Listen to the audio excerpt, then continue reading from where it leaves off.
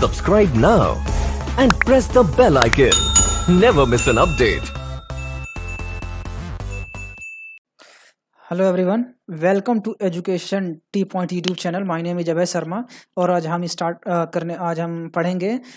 करेंगे एक simple hello नाम का प्रोग्राम बनाएंगे और उस प्रोग्राम के मेन मेथड का बेसिक स्ट्रक्चर को हम स्टडी करेंगे पॉइंट टू पॉइंट डीपली। ठीक है, तो हम स्टार्ट करते हैं। चलिए, हमने आने वाले लेक्चर में क्या पढ़ा था? हमने कुछ बेसिक कंसेप्ट वगैरह पढ़े थे, उसके बेसिक प्रोग्राम्स वगैरह पढ़े थे। कंपाइलर कैसे कंपाइल करता है, क्या जनरेट करता है, कैसे करता है, हमने ये सब पढ़ा था कि लैंग्वेज क्या होती है, डिफिनेशन, एप्लीकेशंस के बारे में हमने फोकस किया था।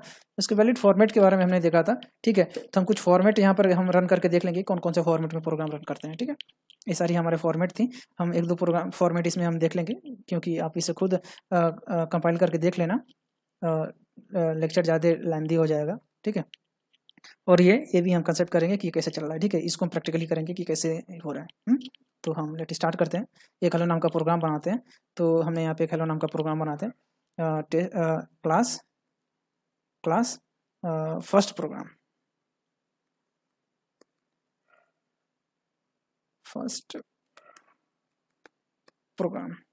ठीक है,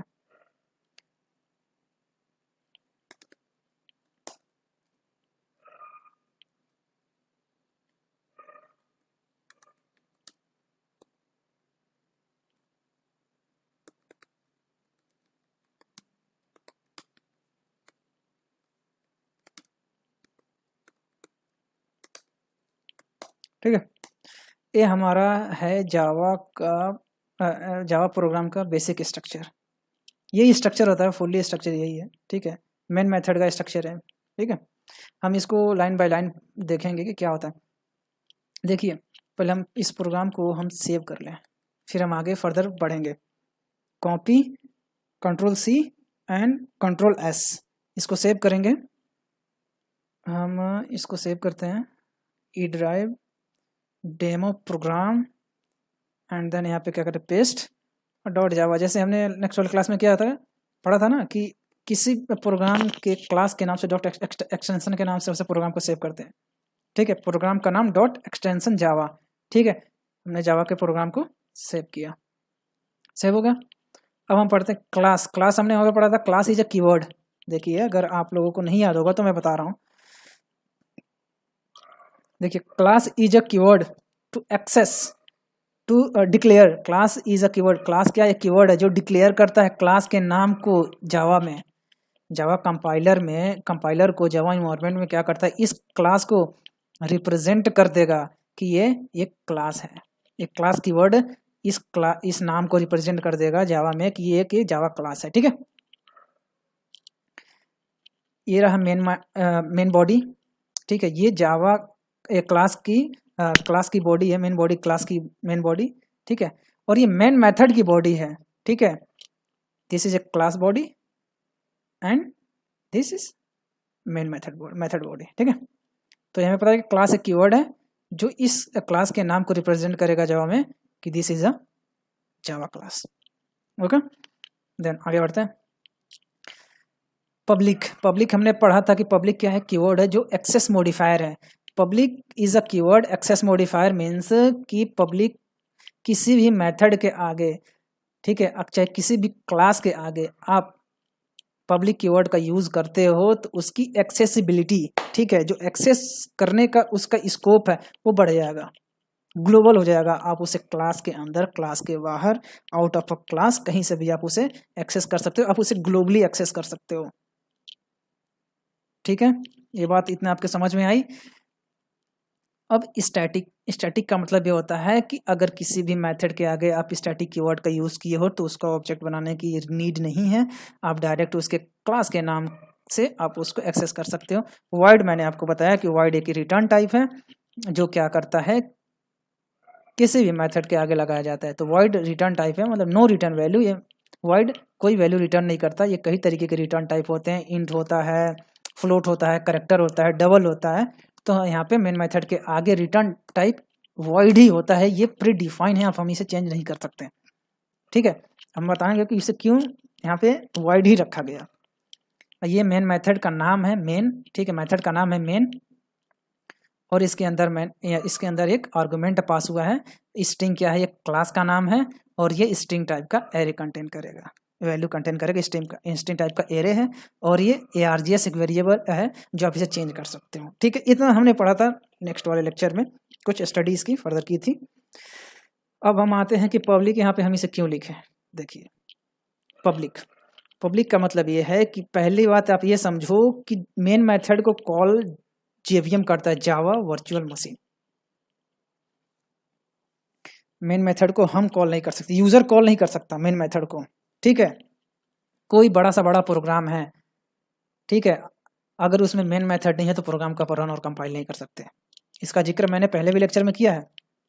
अब उसे रन और कंपाइल नहीं कर सकते, तो इसीलिए मेन मेथड होना जरूरी है। और जब मेन मेथड प्रोग्राम में होगा तो उस मेन मेथड को क्या कहते हैं कि starting point of a program, starting point of a program, program का स्टार्टिंग पॉइंट होता है जिसे इसे JVM कॉल करता है।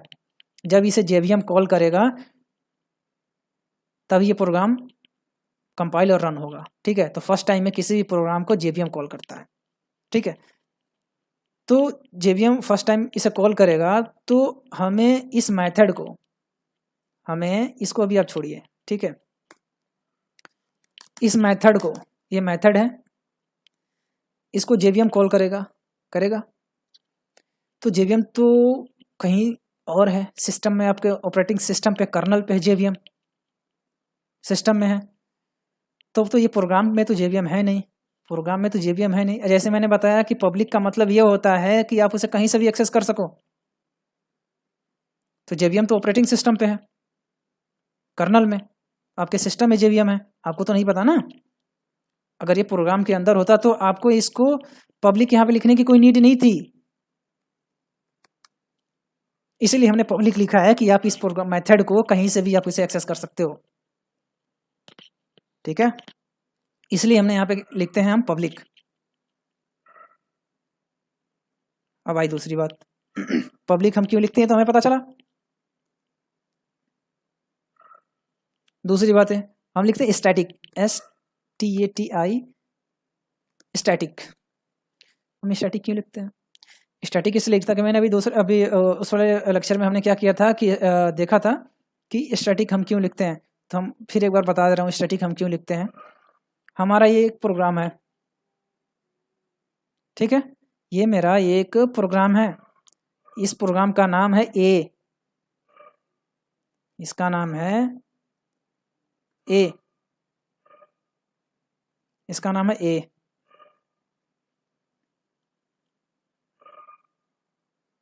ठीक है, और यहाँ पे एक प्रोग्राम है B, ये B टाइप का प्रोग्राम है।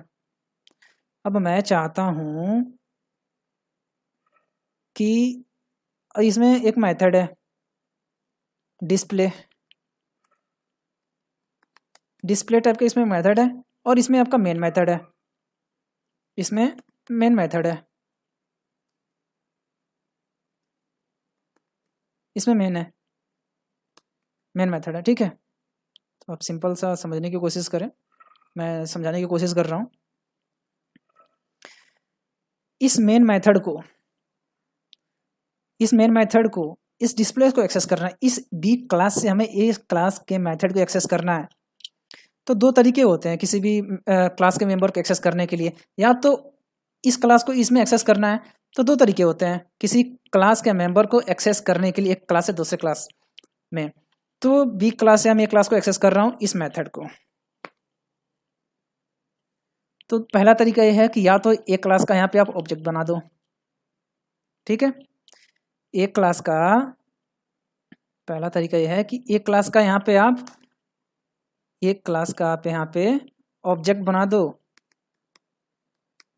दो, ठीक है। दूसरा तरीका ये है, या तो आप एक क्लास के मेंबर को यानी डिस्प्ले मेथड को आप स्टैटिक कर दो डिस्प्ले को।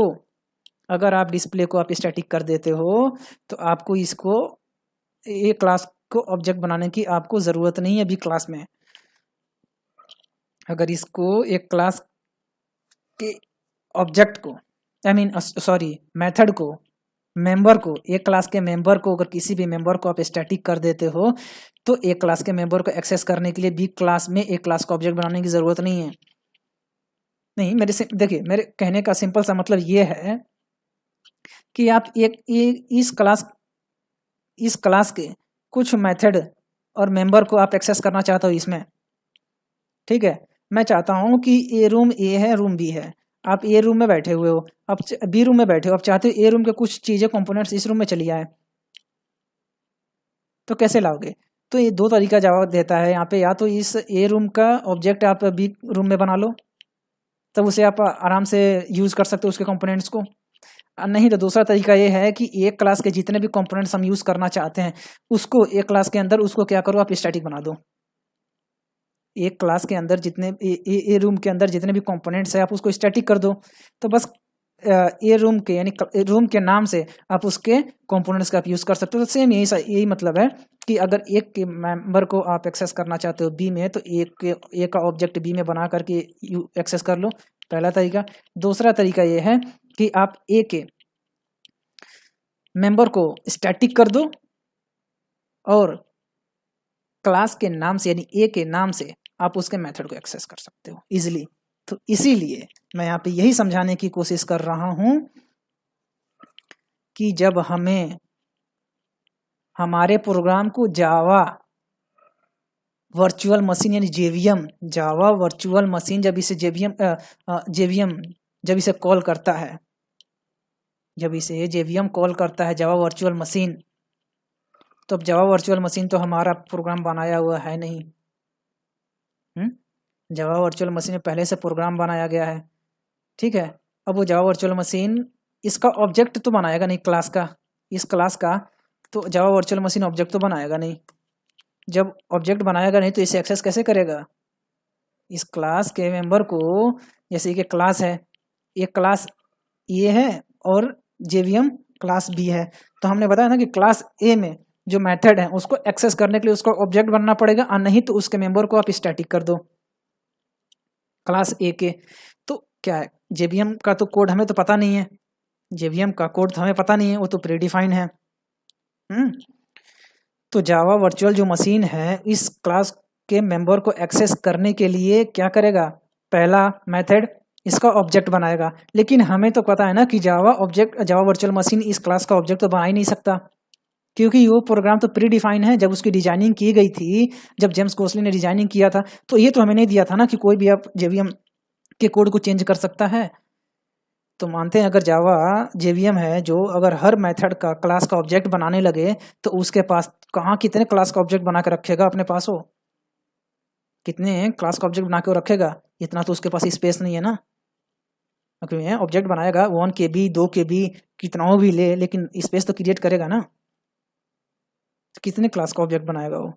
This is not a possible. जब इसकी कोडिंग की गई थी तो कहा गया था, इसीलिए कि जेवीएम इसका किसी का मेथड का ऑब्जेक्ट क्लास का ऑब्जेक्ट नहीं बना सकता। जब इतना हमें पता चल गया कि जेवीएम मेन मेथड को कॉल करता है लेकिन किसी भी क्लास का जेवीएम ऑब्जेक्ट नहीं बनाता, तो मेरा पहला कंसेप्ट यहाँ पे फेल हो जाता है कि जब जेवीएम किसी क्लास का ऑब्जेक्ट बनाएगा नहीं तो उसके मेन मेथड को एक्सेस कैसे करेगा, उसके मेंबर को एक्सेस कैसे करेगा? एक क्लास है, क्लास का तो मेन मेथड उसका मेंबर ही कहलाएगा ना। तो जब एक क्लास का फर्स्ट प्रोग्राम का ऑब्जेक्ट वो बनाएगा ही नहीं जेवीएम, तो इसके मेंबर को एक्सेस कैसे करेगा? नहीं कर सकता ना। तो पहला हमारा रूल यहाँ पे गलत होता है, फॉल्स हो जाता है, ठीक है। बस ये जेवीएम के कंसेप्ट में है, ये मत समझिएगा कि हमेशा नहीं हो सकता, बस ये जेवीएम के कंसेप्ट में है। तो जेवीएम इसका ऑब्जेक्ट नहीं बनाएगा, तो पहला रूल खत्म। अब दूसरा रूल, जब ऑब्जेक्ट नहीं बनाएगा तो भाई फिर वो जेवीएम कॉल कैसे कराए फिर उसका? तो इसीलिए हमने क्या किया कि उस क्लास के मेंबर को हमने स्टैटिक कर दिया। तो क्लास का मेंबर मेन मेथड, इसलिए हमने मेन मेथड को स्टैटिक कर दिया। जब स्टैटिक कर दिया तो जेवीएम क्या करेगा? बस क्लास के नाम से इसके मेथड को एक्सेस कर लेगा इजीली, क्योंकि ये मेथड स्टैटिक हो गया। जैसे मैंने बनाया था, एक क्लास में किसी भी मेंबर को आप स्टैटिक कर दोगे तो आप भी क्लास से आप विदाउट एक क्लास का ऑब्जेक्ट बनाए हुए आप उससे एक्सेस कर सकते हो, राइट। हम आगे बढ़ते हैं। अब यहाँ पे लिखा था वॉइड, अब वॉइड भाई हम यहाँ पे वॉइड क्यों लिखते हैं, हमें पता है कि वॉइड नो रिटर्न वैल्यू ये रिटर्न टाइप है, किसी मेथड का रिटर्न टाइप है वॉइड, किसी भी मेथड का रिटर्न टाइप वॉइड होता है, इंटीजर होता है, फ्लोट होता है, करेक्टर होता है, डबल होता है, ठीक है। तो यहाँ पे मेन मेथड का फिक्स है, इसे आप चेंज नहीं कर सकते कि वॉइड ही रहेगा, क्योंकि यहाँ पे वॉइड इसलिए रहेगा, जावा वर्चुअल मशीन जेवीएम जब इस मेन मेथड को कॉल करेगा, तो अगर हम मानते हैं कि हम यहाँ पे इंट रखते हैं, इंट, तो इंट में क्या होता है कि ये मेन मेथड क्या करेगा कि कोई इंटीजर वैल्यू रिटर्न करेगा, इंट मतलब इंटीजर वैल्यू, अगर यहाँ से ये कोई रिटर्न करेगा इंटीजर वैल्यू, तो जब यहाँ से इंटीजर वैल्यू ये रिटर्न करेगा और जो मेथड इसको कॉल करता है तो वहाँ से रिटर्न वैल्यू करता है, तो जो मेथड जहाँ से कॉल किया जाता है वहाँ पे रिटर्न हो जाती है वैल्यू। तो यहाँ पे जब जेवीएम इसे कॉल करेगा मेन मेथड को, तो यहाँ पे इंटीजर वैल्यू रिटर्न होगी, तो जो इंटीजर वैल्यू रिटर्न होगी तो जेवीएम में जाएगी, तो जेवीएम उस मेथड को उस वैल्यू को क्या करेगा, जेवीएम को हम कॉल नहीं कर सकते, जेवीएम को आप कॉल नहीं कर सकते, ठीक है। जेवीएम मेन मेथड को कॉल करता है बट आप जेवीएम को कॉल नहीं कर सकते, तो जब हम जेवीएम को एक्सेस ही नहीं कर सकते हैं तो उसके पास जो यहाँ से रिटर्न होगी इंटीजर वैल्यू, तो फिर वो कहाँ जाएगी, खुद सोचो कहाँ जाएगी, उसका तो कहीं यूज ही नहीं है ना। तो जेवीएम क्या करेगा उस इंटीजर वैल्यू को, इसीलिए यहाँ पे हम वाइड लिखते हैं, वाइड, क्योंकि जेवीएम को किसी इंटीजर वैल्यू की रिक्वायरमेंट नहीं है। हाँ आप ये कह सकते हो कि वाइड, वाइड का मतलब है नो रिटर्न वैल्यू, वाइड का मतलब नो रिटर्न वैल्यू, हर प्रोग्राम में सी भी पढ़ोगे तो वहाँ तो वाइड का मतलब नो रिटर्न वैल्यू होती है, लेकिन हर कोई टीचर फैकल्टी को नहीं इतना कंसेप्ट पता होता, बट मैं आपको बता रहा हूँ वाइड का मतलब होता है नो रिटर्न वैल्यू, बट यहाँ से एक सिग्नल जनरेट करता है, ठीक है। अब वो सिग्नल किस फॉर्मेट में होता है वो तो मुझे भी नहीं पता, लेकिन इतना पता है कि वो जो सिग्नल जनरेट करता है वो ट्रू फॉल्स 0 1 इस किसी फॉर्मेट में होता है, जो मैसेज पास करता है जेवीएम को ट्रू और फॉल्स। अगर आपका प्रोग्राम सक्सेसफुली कंपाइल और रन हो चुका है तो क्या करेगा कि एक मैसेज जेवीएम को देगा, ठीक है, कि ये प्रोग्राम सक्सेसफुली रन कंपाइल हो चुका है, अगर नहीं तो एक मैसेज देगा उसे कि एरर है। इसीलिए जावा रन टाइम इन्वायरमेंट क्या करता है, कोई भी प्रोग्राम में एरर आता है तो वो शो करता है कि ये एरर आपके प्रोग्राम में है, अगर आपके प्रोग्राम में कोई एरर नहीं है तो यहाँ से एक मैसेज आएगा जेवीएम को और आपका सक्सेसफुली प्रोग्राम रन कर देगा, आपको कोई मैसेज एरर नहीं आएगा, एरर मैसेज आपको कोई शो नहीं होगा, ठीक है। अंडरस्टैंड, आपको बात हमारी समझ में आई होगी, अगर नहीं समझ में आई होगी तो मेरे को कमेंट कीजिए, मैं आपको एक लेक्चर और लूंगा और अच्छी तरीके से बताऊंगा सही तरीके से, ठीक है। और स्ट्रिंग, स्ट्रिंग एक क्लास का नाम है, ठीक है, जो सिस्टम में प्रीडिफाइंड है, आपको जेवीएम में Java virtual environment, Java virtual environment में ये क्या है, प्रीडिफाइंड है, जावा रन टाइम इन्वायरमेंट, ठीक है, इसमें प्रीडिफाइंड है। और ये एरे है, आपको मैंने बताया था पिछले क्लास में, एक एरे है और ये वेरिएबल का नेम है जो आप इसे चेंज कर सकते हो, इसे हम पूरे को बोलते हैं कमांड लाइन आर्गुमेंट, इसे कमांड लाइन आर्गुमेंट बोला जाता है, जो क्या करता है स्ट्रिंग टाइप का वैल्यू ये कंटेन करेगा, ठीक है। अब हम यहाँ पे आते हैं, यहाँ पे हमने कोई मैसेज प्रिंट करते हैं, SYSTEM system dot out dot print Elon,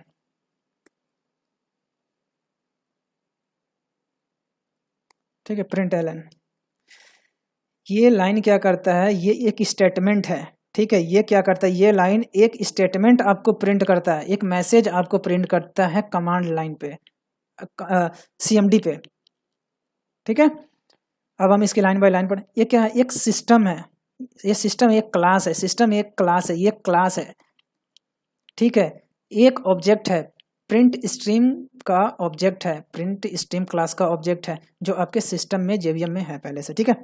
और ये एक प्रिंट एलन एक मेथड है, प्रिंट स्ट्रीम क्लास का मेथड है। अब देखिए, किसी भी मेथड को एक्सेस करने के लिए उस क्लास का हमें ऑब्जेक्ट बनाना पड़ता है, किसी क्लास के मेथड को एक्सेस करने के लिए। प्रिंट स्ट्रीम क्लास का ये मेथड है, तो प्रिंट स्ट्रीम क्लास का मेथड को हमें क्या करना है, एक्सेस करना है, उसे यूज करना है। तो प्रिंट स्ट्रीम क्लास का मेथड है ये, उसे एक्सेस करना है। तो प्रिंट स्ट्रीम क्लास का हमने ऑब्जेक्ट बनाया हुआ है, ये हमने नहीं बनाया है, प्रीडिफाइंड है, आप बना सकते हो खुद का, मैं आगे आपको एक बना के दूंगा, दिखाऊंगा कि ये कैसे बनाया गया है, ये कैसे बनाया गया है, ये अपना खुद का आप खुद का भी बना सकते हो, मैं बनाऊंगा, इसे बना दूंगा, ठीक है।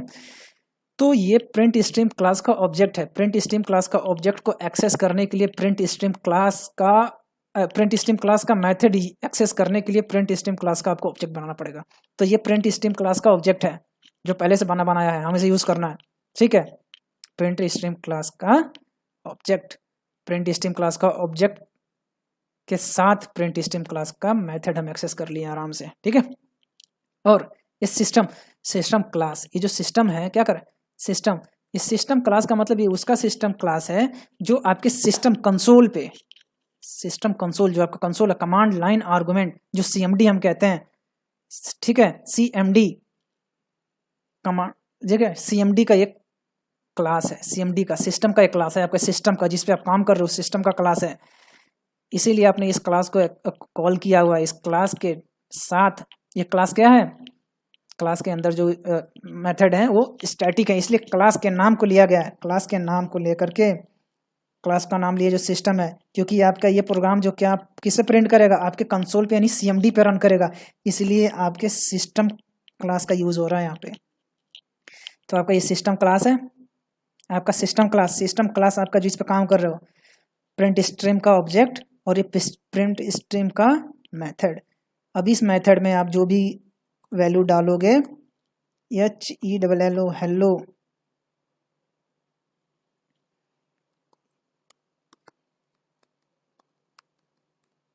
Hello education T point. ठीक है, अब क्या करेगा यहाँ पे, ये मैसेज, ये स्ट्रिंग है, डबल कोट के अंदर है, हमेशा इसमें कोई भी वैल्यू डबल कोट के ही अंदर आएगी, वो स्ट्रिंग ही प्रिंट करेगा। ठीक है, कैरेक्टर नहीं कर सकता कि आप समझो कि सिंगल में कर लें तो ये कैरेक्टर हो जाएगा, ऐसा नहीं है, ये स्ट्रिंग में डबल कोट के अंदर ही जाएगा, हमेशा स्ट्रिंग होगी। अब क्या करेगा कि इस स्ट्रिंग को पास करेगा प्रिंट स्ट्रीम मेथड को, और ये प्रिंट स्ट्रीम मेथड में चला जाएगा। प्रिंट स्ट्रीम मेथड में क्या करेगा, इस ऑब्जेक्ट के साथ, ये पहले से प्रिंट स्ट्रीम क्लास के अंदर जो मेथड है उसमें डिफाइन किया गया है। ठीक है, पहले से कोड लिखा गया है, पहले से लिखा है। तो क्या करेगा, प्रिंट स्ट्रीम का ऑब्जेक्ट के साथ हमने प्रिंट स्ट्रीम क्लास के मेथड को कॉल किया, जिसमें मैंने पैरामीटर पास किया हेलो एजुकेशन टी पॉइंट। ये क्या करेगा, पूरा स्ट्रिंग चला जाएगा प्रिंट एलन में, जो कि है ये प्रिंट स्ट्रीम क्लास का मेथड है और प्रिंट स्ट्रीम क्लास का ये ऑब्जेक्ट है। इस ऑब्जेक्ट के साथ इस मेथड को कॉल किया गया है। अब ये प्रिंट एलन क्या करेगा कि प्रिंट करने के लिए हम इस मेथड की यूज़ करते हैं। तो हम इसे प्रिंट कहाँ कराना चाहते हैं, हम इसको प्रिंट कराना चाहते हैं, हम इस मैसेज को प्रिंट कराना चाहते हैं अपने कंसोल पे। ठीक है, जब हम इसको अपने कंसोल पे प्रिंट कराएंगे तो हमें क्या करना पड़ेगा, अपने सिस्टम क्लास को एक्सेस करना पड़ेगा। तो इसीलिए हमारा सिस्टम क्लास क्या है, यहाँ पे सिस्टम क्लास को हम यहाँ पे एक्सेस करेंगे, इसीलिए हम यहाँ पे लिखे हुए हैं सिस्टम। इसलिए हम यहाँ पे सिस्टम लिखे हुए, इस सिस्टम का यूज़ किए हैं, इसलिए हमारे कमांड CMD पे ये प्रोग्राम यानी ये मैसेज शो कर, ये प्रिंट कर देगा ये मेथड। ठीक है, ओके। अगर आपको थोड़ी भी दिक्कत होती है, आप मेरे को मैसेज कमेंट बॉक्स में मैसेज डालो, मैं इसे और अच्छी तरीके से समझाने की कोशिश करूंगा।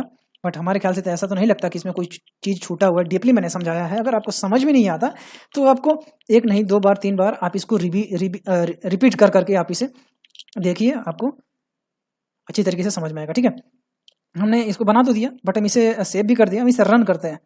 ठीक है, तो नोटपैड हम ++ यूज़ करें, नोटपैड ++ में एक फैसिलिटी है यहाँ पे, आप इसमें डायरेक्ट अपने फोल्डर में जा सकते हो जहाँ पे प्रोग्राम सेव है। तो आप किसी भी प्रोग्राम आप सेव करना चाहते हो तो इसके 2 तरीके हैं, मैं आपको बता देता हूँ। पहले तरीके से आप इसे कंपाइल और रन करना चाहते हो तो आप ये देख लो कि आप प्रोग्राम को सेव कहाँ किए हो। मैंने यहाँ पे E ड्राइव में डेमो प्रोग्राम से सेव किया हुआ है और प्रोग्राम का नाम है फर्स्ट program.java। तो हम इसके URL में जाकर टाइप करेंगे CMD। अगर CMD करूँगा तो हम डायरेक्ट कमांड प्रॉम्प्ट पे चले आएंगे और यहाँ पे हम जाकर के अपना इजीली प्रोग्राम को कंपाइल और रन कर सकते हैं। ठीक है, पहला। और दूसरा ये है कि आप अपने नोटपैड पे अगर बनाए हो, बस नोटपैड में ये फैसिलिटी है, आप नोटपैड पे बनाए हो तो यहाँ पे डायरेक्ट राइट बटन क्लिक करो और यहाँ पे चले जाओ ओपन कंटेनिंग फोल्डर इन CMD। ये डायरेक्ट आपको क्या करेगा, उसी फोल्डर में जा करके स्विच कर देगा जहाँ पे आपको जिस फोल्डर में, ड्राइव में जिस फोल्डर में आपका प्रोग्राम सेव है। मैं आपको यहाँ पे दिखाना चाहता हूँ कि डॉट क्लास का ऐसा फाइल जनरेट होती है। ठीक है, तो आप यहाँ पे इसे मिनिमाइज कर देते हैं और हम आ जाते हैं अपने यहाँ पे डेमो पे। ठीक है, देखिए यहाँ पे हम इसे ऐसे कर लेते हैं और इसको हम ऐसे कर लेते हैं। हम यहाँ पे क्या करते हैं, लिखते हैं हमारा प्रोग्राम का नाम क्या था, हमने जैसे बोला ना कि जावा को हम कंपाइल करते हैं तो जावा के कंपाइलर को कॉल करते हैं, जावा सी को कॉल करते हैं। ठीक है, जावा सी को मैंने कॉल किया, देखिए हमने यहाँ पे भी पढ़ा था, हम क्या करते हैं जावा सी को कॉल करते हैं। ये भी कंपाइल करके जैसे ही करेगा, जावा सी को कॉल करते हैं। अब ये कंपाइल करके कैसे वाइड कोड कन्वर्ट करेगा देखते हैं, दिखाता हूँ आपको प्रैक्टिकली। देखिए यहाँ पे जावा सी को हमने कॉल किया प्रोग्राम को कंपाइल करने के लिए। किस प्रोग्राम को कंपाइल करना है, जो जावा डॉट एक्सटेंशन में, जावा एक्सटेंशन के फॉर्मेट में हो। ये कंपाइलर उसी प्रोग्राम को कंपाइल कर सकता है जिसका एक्सटेंशन जावा के साथ हो, वो जावा का प्रोग्राम हो। तो यहाँ पे हमारा है फर्स्ट प्रोग्राम डॉट जावा। ठीक है, इसको कंपाइल करते ही, इसको देखिएगा एंटर करते ही, जैसे मैं यहाँ पे एंटर करूंगा आप देखते रहिएगा, यहाँ पे डॉट क्लास फाइल बन के आ जाएगी।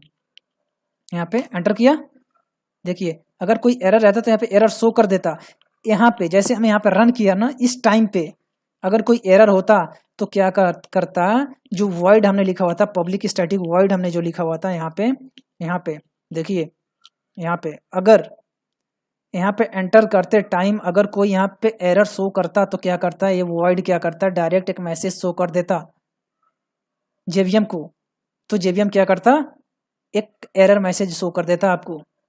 और इस कंसेप्ट में यहाँ पे कोई एरर नहीं आया तो जेवीएम को इस वॉइड ने क्या एक मैसेज किया, ट्रू, कोई एक मैसेज पास किया है जेवीएम को जो ट्रू है, कि मतलब यहाँ इस प्रोग्राम में कोई एरर नहीं है, सक्सेसफुली कंपाइल हो चुका है, कोई एरर नहीं है। तो जेवीएम क्या करेगा, इसको डायरेक्ट सक्सेसफुली कंपाइल कर देगा। कंपाइल हो गया। अब देखिए कंपाइल करते कोई एरर नहीं आया, यहाँ पे डॉट क्लास फाइल बन के आ गई, डॉट क्लास फाइल एक जनरेट हो गई। अब आपको मैं दिखाने की कोशिश कर रहा हूँ, यहाँ पे देखिए डॉट क्लास फाइल, यहाँ पे देखिए, यहाँ पे डॉट क्लास फाइल। मैंने बोला था ना कि डॉट क्लास फाइल क्या होती है, मशीन लैंग्वेज होती है, ह्यूमन रीडेबल नहीं होती है। ठीक है, अगर आप देख रहे होगे तो आपको पता होगा, मैंने बोला ना ह्यूमन रीडेबल नहीं होती। आपने इस प्रोग्राम को, यानी जो मैंने प्रोग्राम बनाया था उस प्रोग्राम को हमने क्या किया, नोटपैड कहाँ गया, देखिए हमने क्या किया कि इसको ऐसे कर लेते हैं, ऐसे, और इसको ऐसे कर लेते हैं। इस प्रोग्राम को, यानी इस प्रोग्राम को, ठीक है, इस प्रोग्राम को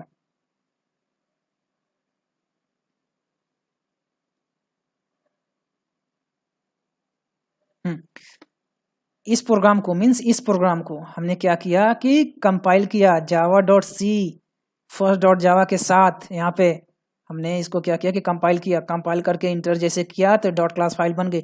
जो कंपाइलर क्या करेगा, जैसे कंपाइल किया तो हमारा क्या करेगा, dot class file byte code में डॉट क्लास फाइल जनरेट कर दिया। देखिए सिंपल डॉट जावा किया है ना, इस क्लास का नाम है सिंपल। तो यहाँ पे देखिए मेरे प्रोग्राम का नाम है फर्स्ट प्रोग्राम डॉट जावा, इसका बाइट क्लास क्या है, byte class dot class file generate किया है फर्स्ट प्रोग्राम डॉट क्लास। देखिए डॉट क्लास, सिंपल क्लास का नाम है सिंपल डॉट क्लास, मेरे प्रोग्राम का नाम है फर्स्ट प्रोग्राम डॉट जावा, इसका बाइट कोड जनरेट किया है byte dot class file first program dot Java. अब इसको आपको कोड को खोल करके देखोगे तो आपको ऐसे कोड मिलेंगे कि अब जो ह्यूमन रीडेबल नहीं है आप उसे पढ़ नहीं सकते। देखिए मैं आपको दिखा रहा हूँ, आप इसको नोट पैड में आप सिंपल सा नोट पैड में खोल करके इसके नोट ओपन विद नहीं दे रहा है, ओपन विद, देखिए ओपन विद दे रहा है, ऐप यहाँ पे पूछ रहा है, हमें यहाँ पे इसको खोल कर देख लेते हैं नोट पैड में, नोट पैड प्लस प्लस में नोट पैड में। देखिए ये डॉट क्लास फाइल है ना, ये डॉट क्लास फाइल क्या ह्यूमन रीडेबल है, इम्पॉसिबल, आप इसे रीड नहीं कर सकते। देखिए ये क्लास, ये प्रोग्राम है, ये प्रोग्राम और ये प्रोग्राम सेम ही है, बट ये मशीन लैंग्वेज में, इसी कोड को इसने क्या किया कि मशीन लैंग्वेज में डॉट क्लास फाइल को कन्वर्ट कर दिया, और इसको आप मशीन लैंग्वेज में नहीं है, ये हाई लेवल लैंग्वेज इसे बोलते हैं, हाई लेवल लैंग्वेज जो ह्यूमन रीडेबल है, ऐसे हम क्या करते हैं मशीन लैंग्वेज बोलते हैं। जैसे हमने कंपाइल किया कोड को, इसने क्या किया कि डॉट क्लास फाइल जनरेट कर दिया जो मशीन लैंग्वेज। अब इस कोड को, इस डॉट क्लास फाइल को आप किसी भी सिस्टम पर रन करोगे आपको यही मैसेज शो करेगा, ये मैसेज शो कर देगा, कहीं भी रन हो जाएगा, ये इजीली रन हो जाएगा इसी को, डॉट क्लास फाइल को। ठीक है, आई बात समझ में, कैसे हम इसको कंपाइल करते हैं और कैसे रन करते हैं। अब एक लास्ट और रह गया है कि हमने फॉर्मेट की बात की थी, तो हम फॉर्मेट देख लेते हैं कि फॉर्मेट हम कैसे करते हैं। हमने फॉर्मेट देखा था कि फॉर्मेट में देखिए यहाँ पे हमने बोला था ना कि इसको आप चेंज कर सकते हैं। देखिए स्टैटिक यहाँ पे है ना, आप स्टैटिक आगे कर दो पीछे कर दो कोई फर्क नहीं पड़ता, STAT static public, I know कोई फर्क नहीं, नो दिक्कत, नो प्रॉब्लम। आप इसको फिर कंपाइलर रन कर लो। हमने क्या किया था यहाँ पे कंपाइलर रन किया था ना, कहाँ गया, यहाँ पे CMD। फिर देखिए हम इसको कंपाइल कर लेते हैं, नो एरर, देखिए फिर कोई एरर नहीं हुआ। और फिर हम इसे क्या करते हैं, रन कर लेते हैं, कोई दिक्कत नहीं है। हम इसे उस टाइम कंपाइल किए थे ना, अब देखिए हम यहाँ पर रन कर देते हैं। हम यहाँ पे रन करते हेलो एजुकेशन टी पॉइंट, ठीक है, ऐसे भी रन हो गया ये, हमने ऐसे रन करके नहीं देखा था ना, आइए हम ऐसे भी रन करके देख लेते हैं। ठीक है, ऐसे भी था ना, ये वैलिड फॉर्मेट है जो हम बेसिकली यूज़ करते हैं, हमेशा यूज़ होता है, सबको यूज़ करता है ये। देखिए कंपाइल एंड रन, जैसे कंपाइल करोगे आपको डॉट क्लास फाइल जनरेट हो जाएगी। हाँ ये है, अब जितनी सोचोगे कि अब जितनी बार कंपाइल करेंगे उतनी बार डॉट क्लास फाइल जनरेट होगी, तो ऐसा नहीं होता, एक ही बार डॉट क्लास फाइल जनरेट होती है, हर बार कंपाइलेशन पे डॉट क्लास फाइल चेंज होती रहती है। ठीक है, चेंज होने का मतलब कि अगर कोड में आप कोई चेंज किए हो तब उसे कंपाइल करोगे तभी आपका नया चेंजिंग के बाद, आफ्टर चेंजिंग के बाद से आपका आउटपुट चेंज होगा। नहीं, अगर आपने प्रोग्राम में चेंज किया है लेकिन उसको कंपाइल नहीं किया तो आपका पुराना ही आउटपुट देगा। अगर प्रोग्राम में चेंज करने के बाद से अगर अगेन कंपाइल करते हो तो कंपाइल वाला जो डॉट क्लास फाइल है वो चेंज हो जाएगा।